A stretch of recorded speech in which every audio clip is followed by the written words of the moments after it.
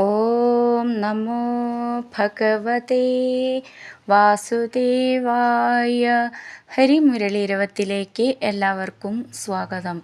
മാധവ മധുസൂദന മുരളീധര മോഹന, മാധവ മധുസൂദന മുരളീധര മോഹന, ജയ ജയ യദുനന്ദന ജയ ദേവകി നന്ദന, ജയ ജയ യദുനന്ദന ജയ ദേവകി നന്ദന, വൃന്ദാവന ചന്ദന ഗോപിക മനമോഹന, വൃന്ദാവന ചന്ദന ഗോപിക മനമോഹന, ജയ രാധാ ജീവന രാജീവദളലോചന, ജയ രാധാ ജീവന രാജീവദളലോചന.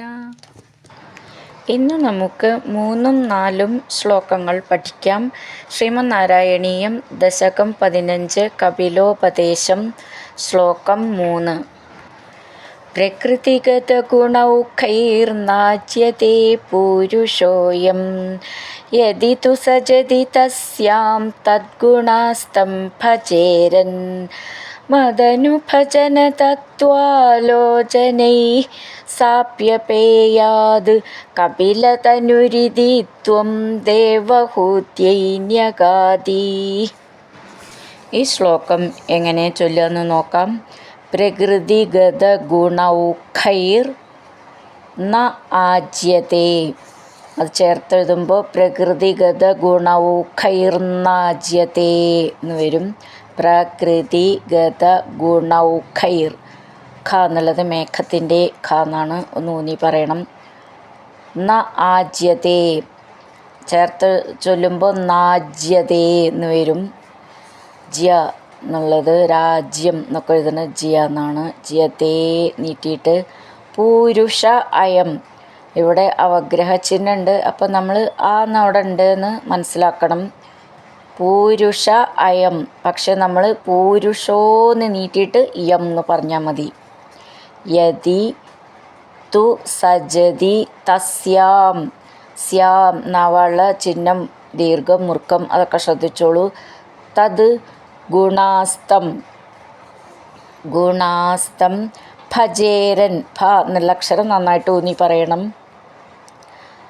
മത് അനുഭജന തത്വാലോചനൈ, ചേർത്തെഴുതുമ്പോൾ മദനുഭജന തത്വാലോചനൈ, മദനു ഭ എന്നുള്ള അക്ഷരം നന്നായിട്ട് ഊന്നി പറയണം. ഭജന തത്വാലോചനൈ, തത്വം എന്നുള്ളതിൻ്റെ താന്നും മെല്ലെ ഊന്നി പറയണം, 2 താന്നുണ്ട്. തത്വാലോചനൈ സാ അഭി അപേയാത്, ചേർത്തെഴുതുമ്പോൾ സാപ്യപേയാത് എന്ന് ചേർത്ത് ചൊല്ലുമ്പോൾ, ഒന്നിച്ച് ചേർത്ത് ചൊല്ലുമ്പോൾ ഈ സാന്ന് ഡബിളായിട്ട് ചൊല്ലണം.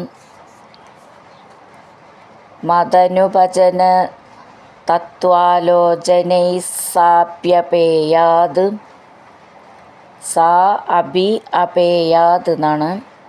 അടുത്തത് നമ്മൾ 2 ശ്ലോകത്തിലും പഠിച്ച അതേ വരി തന്നെയാണ് ഇതും. കപില തനുരിതിത്വം ദേവഹൂത്യൈന്യഗാദി, കപില തനുരിതിത്വം, ത്വം നവള ചിഹ്നം മുറുക്കം, ദേവഹൂത്യൈ ന്യഗാദി നീട്ടിയിട്ട് വിസർഗം അങ്ങനെ നിർത്തണം. പ്രകൃതിഗത ഗുണൗഖൈർനാജ്യത്തെ പൂരുഷോയം, യദി തു സജതി തസ്യാം തദ്ഗുണാസ്തം ഭജേരൻ, മദനുഭജന തത്വാലോചനൈഃ സാപ്യപേയാത് കപിലതനുരിതി ത്വം ദേവഹൂത്യൈന്യഗാദി. അടുത്തത് 4ാമത്തെ ശ്ലോകം. വിമലമതിരുപാത്തൈരാസനാദ്യൈർമദംഗം ഗരുഡസമധിരൂഢം ദിവ്യഭൂഷായുധാംഗം രുചിതുലിതതമാലം ശീലയേതാനുവേലം കപിലതനുരിതി ത്വം ദേവഹൂത്യൈന്യഗാദി. ഈ ശ്ലോകം എങ്ങനെ ചൊല്ലുകയെന്ന് നോക്കാം. വിമലമതിർ ഉപാത്തൈർ ആസനാദ്യൈർ മദംഗം. എല്ലാം കൂടി ചേർത്തിട്ട് വിമലമതിരുപാത്തൈരാസനാദ്യൈർ മദംഗം.